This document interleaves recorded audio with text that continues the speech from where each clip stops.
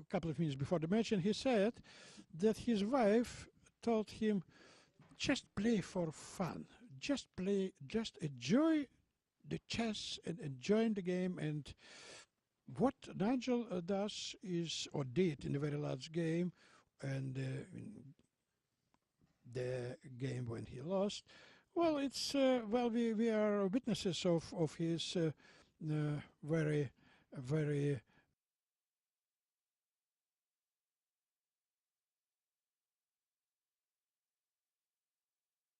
what the game already, and we can see the moves on the screen. Knight f3, b5.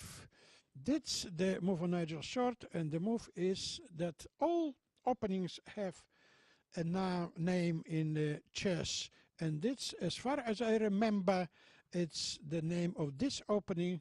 It's Polish game.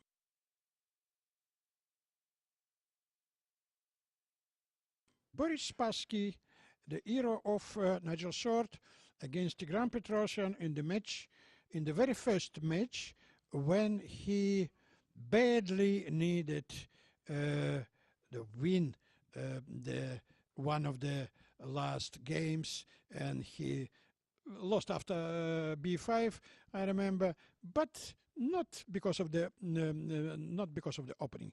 Knight f3, b5, e4, a6. Again, it's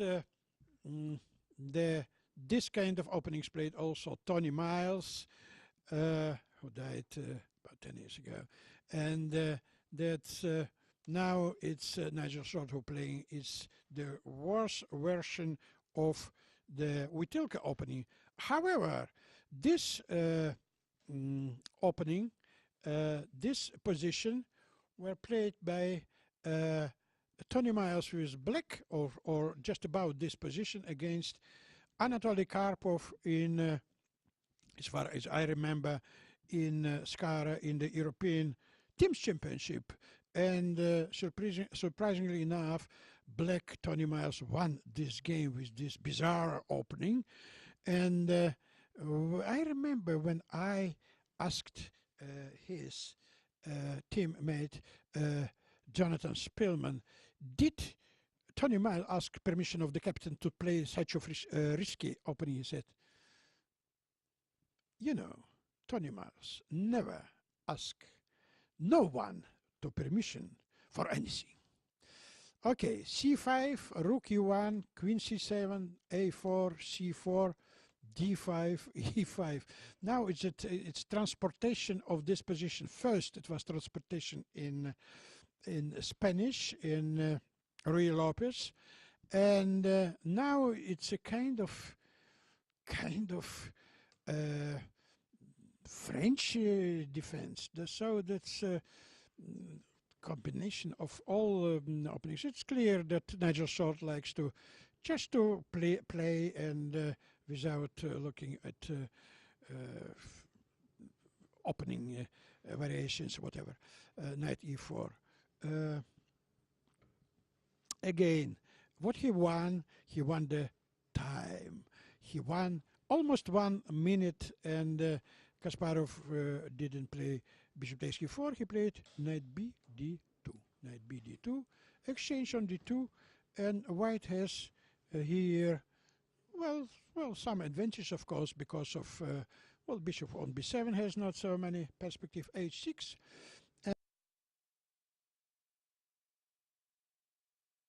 And knight h4, queen, knight h4, then put the queen on g4, or something like that. And I'm sure that Garry Kasparov is thinking about that. No, he tries to close, first of all, the queen's side, b4. Now what to do? To take en passant, to take on b3? Well, I don't think it's a good solution. However, Nigel did it. C takes b3. Well, it's more or less normal position. It's maybe it's slightly better for white, but not especially. So that's and again he has more time, Nigel Short. So queen e2, A very solid play by Garry Kasparov. Queen e2, pawn on b5 is hanging. You see, pawn on b5 is hanging. And he tries also to put his A line under control.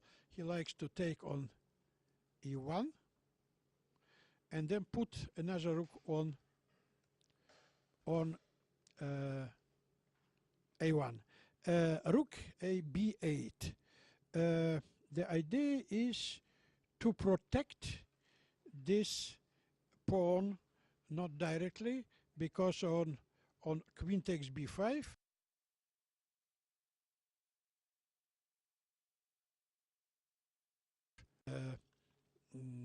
queen is attacking on b5 and bishop on b3 is hanging, and white cannot play this way. Rook f b1, bishop c6, bishop c2, knight b6, knight e1. Very solid play by Garry Kasparov, knight e1. Well, if you look at this game and in the game of previous game opening or Evans Gambit, well, Ukraine players are playing this match. Knight c4, bishop c1. Very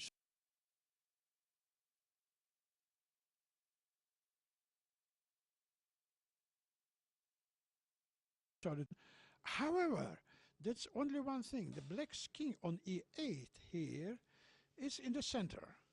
And to stay always in the center with king is not advisable.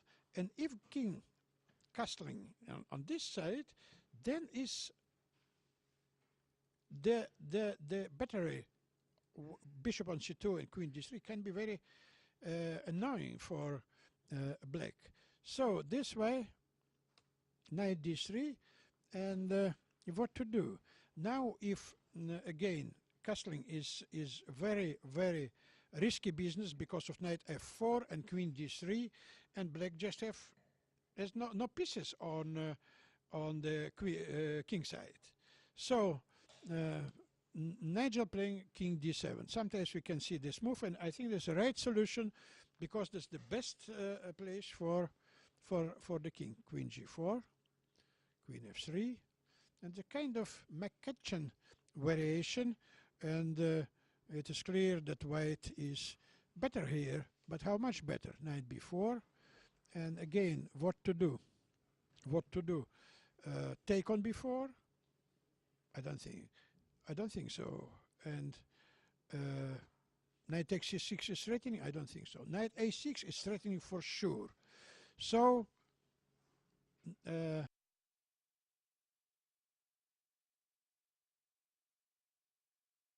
and now he is also not only short, but also short on time. Well, a little bit silly joke, I have to admit, but it's the fact that after rook e8, he has only 1.5 minutes against more than 2 minutes of Garry Kasparov. G3, prophylactic moves, h4, h5. Now is the question is how to make advantage of this position for white, because we see that rook on h7 is very passive, and rook of white is coming on a1 or sometimes on a7. Sometimes bishop takes c4 is threatening white is clear better in this position. Knight d2, that's what I didn't see, and it's I take all my words back. He blundered exchange like Nigel in the second game. Garry Kasparov, and now with exchange down, he's fighting for a draw, because well, it's not so easy. It's the close position, but now it's of course only black who can make here progress and who can make here queen f6. Well, however, his position was so strong that now it's some threats seen on e6, on g6, but now it's still protecting everything. King h7. The idea of black black to put his rook on g8 and to play rook a8 or whatever and to play with the rook. What about time? 1:06 for Nigel short and 1:20 20 for Garry Kasparov. King g2. He is waiting. He is waiting because on rook g2, knight takes e6 is possible. I don't know. I don't see that. Why is it possible? Takes e6, I just take on e6 and everything is protected. However, if I'm playing next move rook somewhere, then it will be possible. Bishop e2. Bishop e2. I cannot play rook a8 because of knight takes e6 and queen takes g6 and no, bishop on e2. I'm a little bit tired. Bishop a8. Bishop a8. Now Kasparov likes to take on h5. Bishop d3. He is waiting. Now he is creating this threat. Knight takes e6. Bishop e8. Everything is protected and I don't know what to do with white. f4, f5. Well, it's play for not for win. Well, I have a feeling that Kasparov became tired in the last games, and now it's a hard task to fight for a draw. Rook a3 is threatening, rook a3 is threatening, and pawn on c3 is hanging. Queen f3. Now it's pawn h5 is hanging.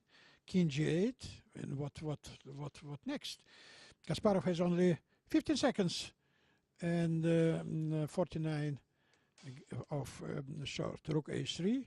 b4 is threatening. b4 is threatening. And white is losing, actually. Bishop b3. Queen a5. Well, look at the bishop on e8. He protects not only square f7, he protects also very important pawn on g6, queen f6. Now queen e7 is a threat. Black cannot take on c3 because of queen e7 and queen c7. Protect this queen f4. Now it's black's move to make a plan. Queen e7, that's right. Queen c, rook e8, queen c2. Well, the strategy of white is clear. He is waiting, and he tries to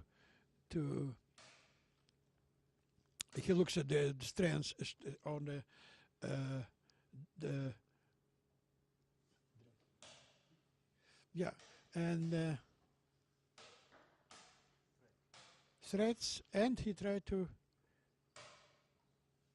Well, the same position without C and B pawns. Now, of course, black is exchange up, and it must be winning position. It must be winning position. Yes. Now it's very hard for Kasparov to defend this position because, well, rook takes c5 is threatening, and queen's endgame is winning. King h2. What to do now? Queen f5, I don't know. Rook c8, queen e7, queen f5, and if knight e8 check, I take on e8, on g5, on e5, and black is winning. It's clear, and I am afraid the game is over. That I don't see any defense for black, and it means, ladies and gentlemen, that in the